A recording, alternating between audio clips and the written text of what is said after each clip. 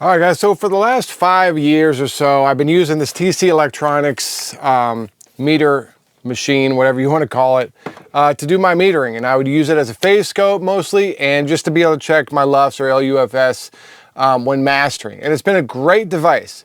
However, recently, and I don't know if it has to do with the new MacBook or what it is, but it keeps disconnecting. And I feel like TC might need to update their driver, but it was getting to a point where it was super annoying. Every time my computer went to sleep, I would have to unplug the whole thing and plug it back in to get it to work. So I decided to look around and see what other new metering options have become available. And I remembered that months ago, Process Audio had sent me a copy of Decibel to review, which is their new metering software. And I thought I would check it out. And what I found is a really reliable metering software that has lots of different features that I want to show you guys today. And one thing about it that I like most, because I like having things on different screens, is if you can see from here, I can put it on an iPad. It goes wirelessly, and you can do it on your phone, iPad, whatever you want. And that's huge for me. I always like having my meters on a separate screen. And also, the other reason I really dig it is with this, if I don't have this with me, I got to pull up a different reader. So if I'm on the road with my laptop, I have to get a different metering software in order to see what's going on. With this, it works as a plugin. I can open it and it will show up on the screen like I'm going to show you guys in a minute. But I can also put it on, an iPad or an iPhone, or in this case, it's a Galaxy, an old Galaxy tablet, and it works great. So let's get into it. I'll show you guys some of the features.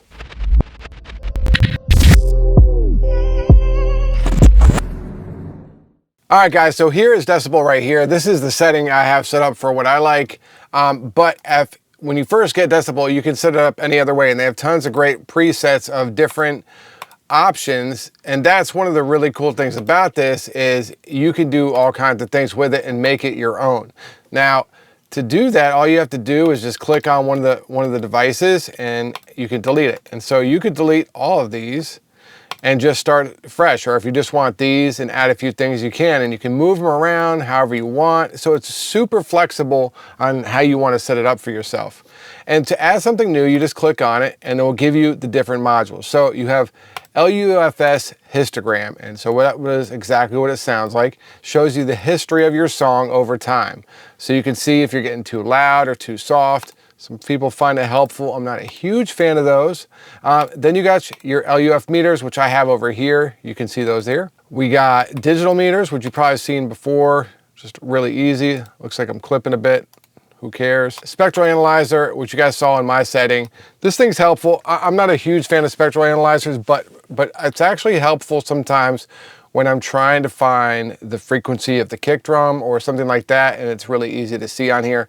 And this is a good analyzer. You can see the colors change as it gets louder.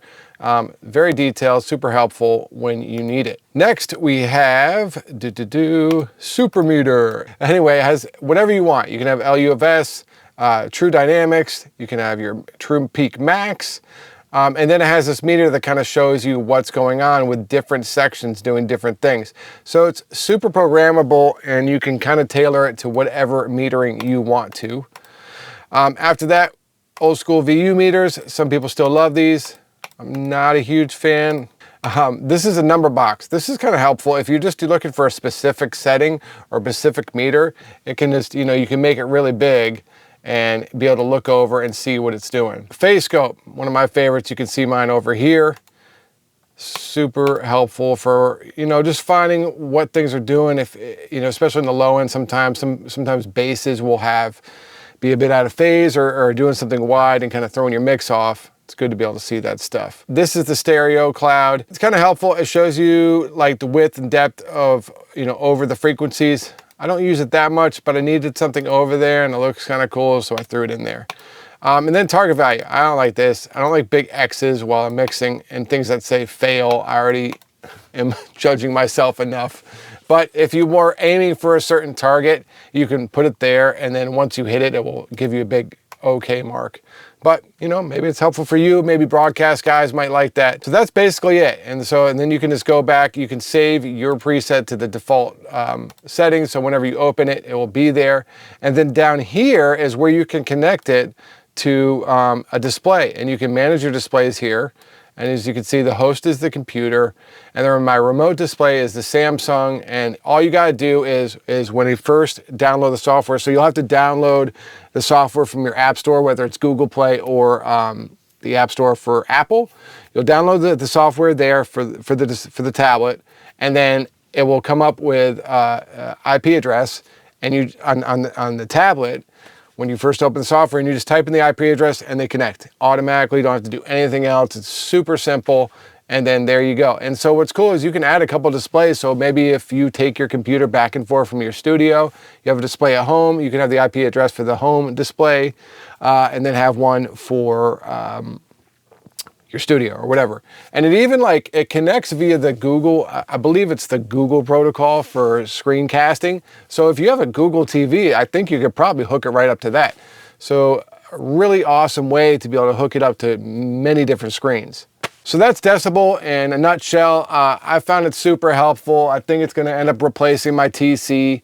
TC had a good 5-year run, but I don't like things that aren't stable, and it seems like their driver's pretty old. Who knows? I don't know. It's not working for me. And this has a lot more features, and it's good, whether I'm in the studio or, doing revisions at the house, it works all the time. So let me know what your favorite metering plugin is. If you guys got any questions, you can leave them in the comments below. Hit me up at mixandmastermysong.com. If you need me to mix or master your song, you can also find my courses and presets there too. Talk to you guys soon.